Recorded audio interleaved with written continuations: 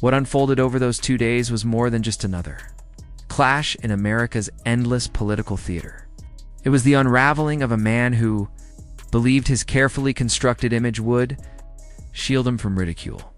Minnesota Governor Tim Walz walked onto that stage expecting control, expecting applause, expecting another day of polite political choreography. What he got instead was a public dismantling at the hands of comedian Desi Lydic, who turned his swagger into stumbles and his authority into punchlines. What started as satire spiraled into one of the most brutal comedic takedowns ever witnessed, and the fallout left Walz not only embarrassed but exposed. From the moment the cameras turned on, Walz carried himself with the confidence of a man who thought the script was his. He had the look of a politician who had rehearsed in the mirror, studied his talking points, and given himself a quiet pep talk about how he would dominate the stage. His posture was stiff but assured, his grin forced but intentional. This was supposed to be another performance where the audience clapped on cue, where his image of leadership was polished and untouchable. But there's one thing you can't script comedy. Desi Lydic didn't storm the stage or raise her voice. She didn't need to. Her style is subtle, almost casual. She uses her words like a scalpel, not a hammer. With each line, she sliced through the outer layer of Walz's political armor until the man beneath it was raw and exposed. It started small, almost harmless, a sarcastic jab here, a witty remark there. But like a surgeon who knows exactly where to cut, she kept going, peeling away the pretense Walz had built around himself. What began as laughter quickly transformed into something sharper, recognition. The audience recognized his weaknesses, his cracks, his lack of composure. And once an audience sees it, there's no turning back. Imagine standing on a stage with the spotlight fixed on you. Your plan is to project strength, to sell the idea that you are the calm, steady hand fit for leadership. But instead of admiring nods, you hear laughter. Not laughter at your jokes or your charm, but laughter at you. That's what Walz experienced in real time. The smug politician energy he had walked in with evaporated. Each smirk from Lydic, each perfectly timed punchline chipped away at him. And with every wave of laughter from the crowd, the message was clear. They weren't laughing with him. They were laughing at him. It wasn't just the jokes. It was the way Walz reacted.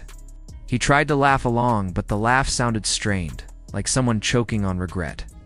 He tried to smile, but the smile twitched, trembling on the edge of a grimace.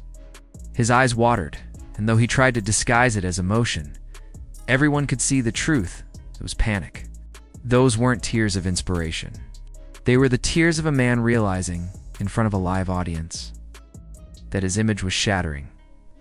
Desi Lydic has a way of turning authority figures into punchlines without ever raising her voice. She didn't need to belittle Walz with cruelty. She simply exposed the absurdity of his image. When she mocked his resume padding, calling him out for exaggerating his role as a football coach, the crowd roared. When she skewered his attempts to appear larger than life, the laughter rolled louder. Each jab landed with surgical precision, and Walz had no defense. He wasn't prepared for this. Politicians train for debates, for policy questions, for hostile interviews. They don't train for satire, because satire doesn't follow their script. At one point, you could almost see the gears grinding in Walz's head as he desperately tried to find a clever comeback. But nothing came. The silence between his awkward chuckles was deafening. He stood frozen, the spotlight burning hotter with every second, while Desi casually dismantled him piece by piece. The audience wasn't waiting for him anymore. They were hanging on her every word. She had seized control of the room and he had lost it completely. By then, Walz was no longer the politician on stage. He was the setup, and she was the punchline.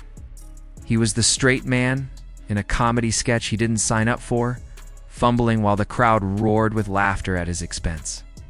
His attempt to maintain composure only made it worse. Every forced grin, every shaky laugh, every nervous glance into the crowd only added fuel to the fire. The harder he tried to act unfazed, the funnier it became. And then came the tears, the almost tears. The glassy-eyed wobble that made it obvious he was cracking. It was the kind of vulnerability no politician wants to show, especially not in a moment meant to project strength. He tried to frame it as sincerity, as though he was touched or moved, but nobody was buying it. The crowd wasn't thinking, "Here's a man showing emotion." They were thinking, "Here's a man falling apart under pressure." What made it even more devastating for Walz was the symbolism of it all. This wasn't a debate. This wasn't an opponent hammering him on policy. This was comedy. He wasn't being dismantled by another politician, but by laughter itself. And there is nothing more fatal for a politician's image than being turned into a joke. Scandals can be spun. Policy failures can be explained away.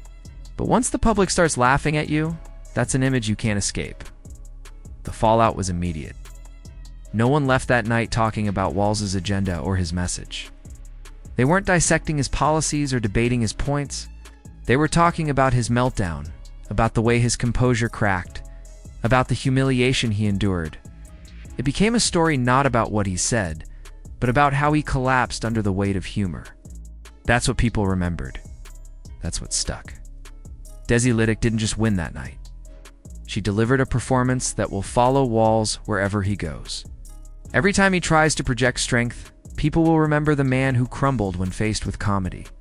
Every time he takes a stage, they'll recall the glassy eyes, the twitching smile, the strained laugh. That's the cruelty of public embarrassment. Tit doesn't fade. It lingers, popping up again and again, eroding credibility each time it resurfaces. And perhaps that's the most damning part of all. Walz didn't just lose a battle of wit.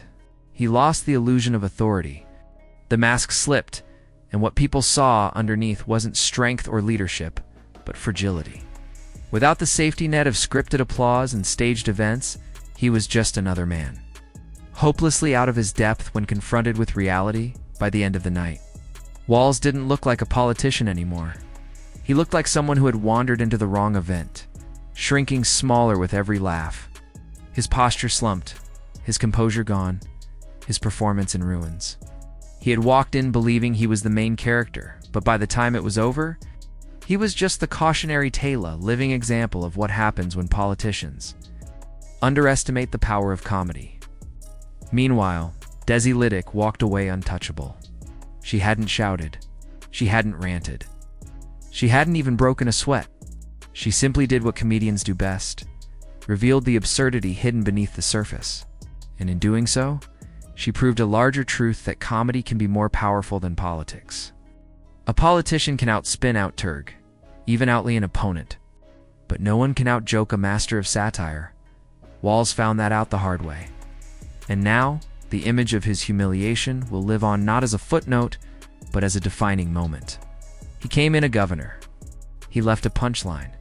So the question becomes, can a politician ever recover from this kind of collapse? Once the laughter takes hold, once the public sees you not as a leader but as the butt of the joke, is there any way back? Or does comedy leave scars that never quite fade? What do you think? Did Desi Lydic just expose Tim Walz as a fragile politician playing dress-up? Or was this simply one bad night in a long career?